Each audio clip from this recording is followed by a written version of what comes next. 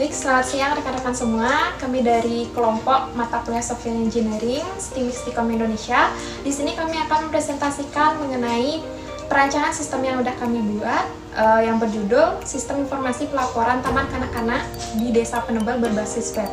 Baik, sebelum kami lanjut, kami akan memperkenalkan diri terlebih dahulu. Perkenalkan, nama saya Niwayan Peda Kemalasari, NIM 161011 Patiman.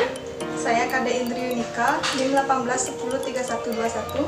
Dan saya Maria Deli Darman, NIM 18103138. Dan saya Paulina Alfonsa Isim, NIM 18103218. Selanjutnya kita akan ke materi. Pertama, kami akan menjelaskan mengenai latar belakang dari sistem informasi pelaporan Taman Kanak-kanak di Desa Penebel berbasis web.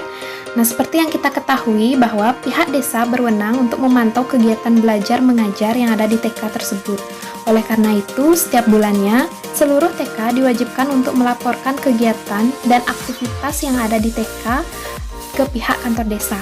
Hal ini membuat pihak TK di wilayah Desa Penebel harus menyiapkan data tersebut setiap bulannya. Adapun hal-hal yang dilaporkan berisi jumlah siswa, jumlah data guru, serta kegiatan apa saja yang akan dan telah mereka ikuti selama periode bulan tersebut.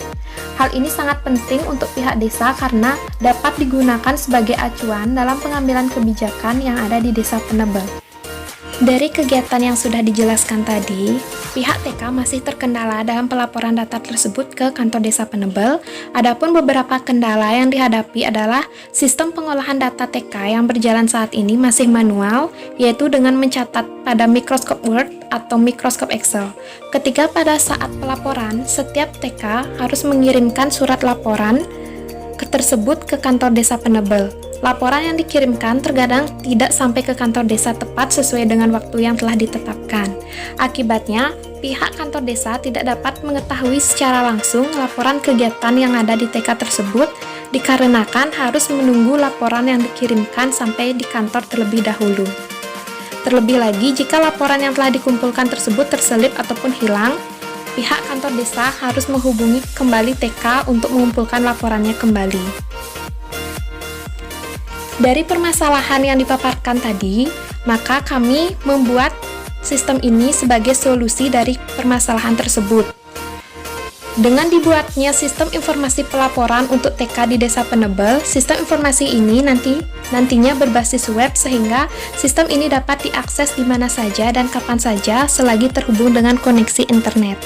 Kelebihan sistem ini adalah data yang dimasukkan akan disimpan ke dalam server, sehingga data dapat terpusat dan mudah untuk diakses kembali. Dengan adanya sistem informasi ini, pihak TK dapat terbantu dalam hal pelaporan untuk pemerintahan desa karena tidak perlu datang ke kantor desa untuk pengumpulan berkas laporan.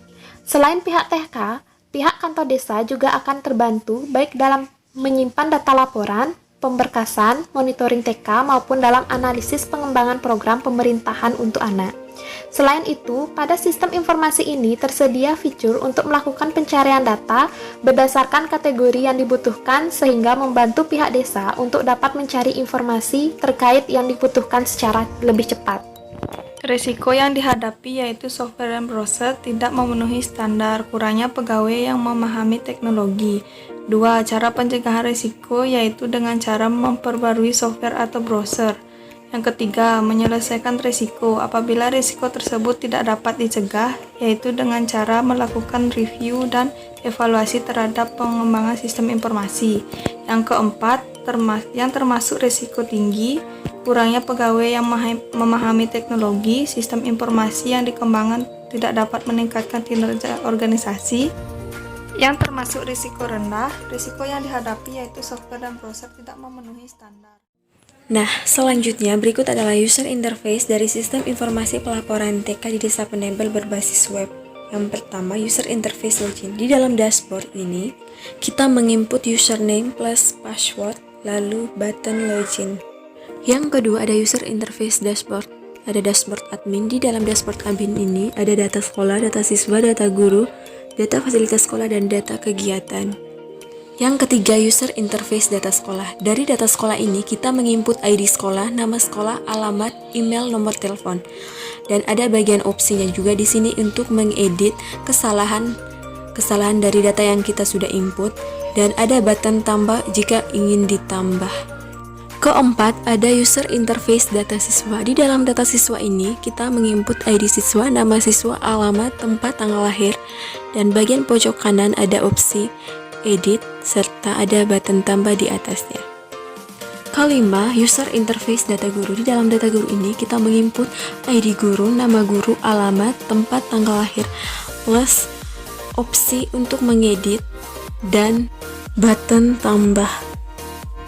Yang keenam, user interface data fasilitas sekolah. Di dalam data fasilitas sekolah ini, kita menginput ID fasilitas, nama sekolah, tanggal pembelian, garansi, jumlah, peralatan, harga, serta opsi ngedit, plus button tambah.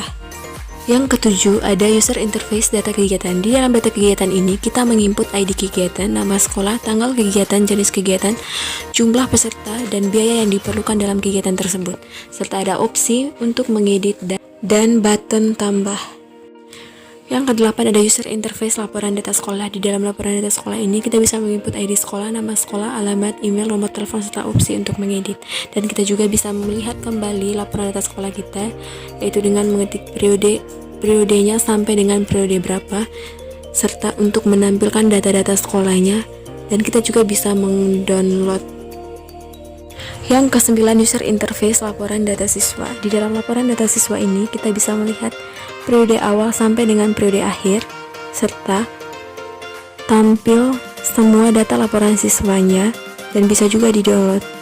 Di dalam data siswa ini, menginput ID siswa, nama siswa, alamat, tempat, tanggal lahir, serta opsi untuk mengedit. Yang ke-10, ada user interface laporan data siswa. Di dalam laporan data siswa ini sama seperti laporan sebelumnya, yaitu dari periode berapa sampai dengan periode akhir, dan kita juga bisa tampilkan laporan data siswanya, juga bisa di-download, dan kita bisa menginput ID siswa, nama siswa, alamat, tempat, tanggal lahir, serta opsi untuk mengedit.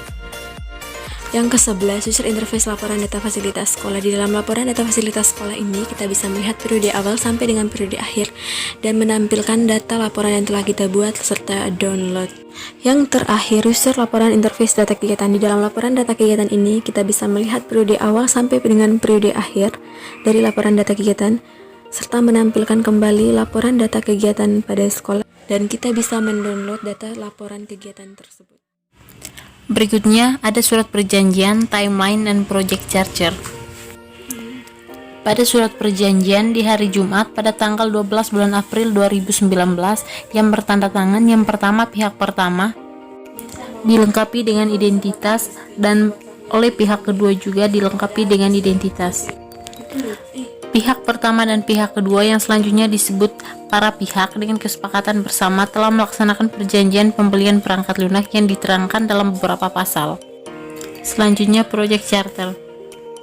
Dengan project title Sistem Informasi Pelaporan TK di Desa Panebel berbasis web dan proyeknya dimulai pada tanggal 21 Mei 2020 dan berakhir pada tanggal 23 Juni 2020. Pada budget informasi pengerjaan aplikasi Sistem Informasi Pelaporan TK ini membutuhkan waktu selama 34 hari dengan perincian seperti pada gambar. Pada timeline project dimulai pada tanggal 21 Mei sampai dengan 23 Juni. Pada tanggal 22 Mei sampai 25 Mei kita melakukan progres master dan progres 1 yang terdiri atas pembuatan menu login, pembuatan data siswa, dan pembuatan data guru. Dan pada tanggal 26 Mei sampai dengan 1 Juni kita melakukan progres 2 dengan pembuatan data fasilitas sekolah, pembuatan data sekolah, dan pembuatan data kegiatan sekolah. Pada tanggal 2 Juni sampai dengan 20 Juni kita mengerjakan progres laporan dan testing implementasi dengan pembuatan laporan pihak TK ke pihak kantor desa. Dan pada tanggal 23 Juni proyek diselesai dikerjakan dengan pembuatan domain dan hosting. Oke teman-teman, sekian presentasi UAS dari kelompok kami. Terima kasih.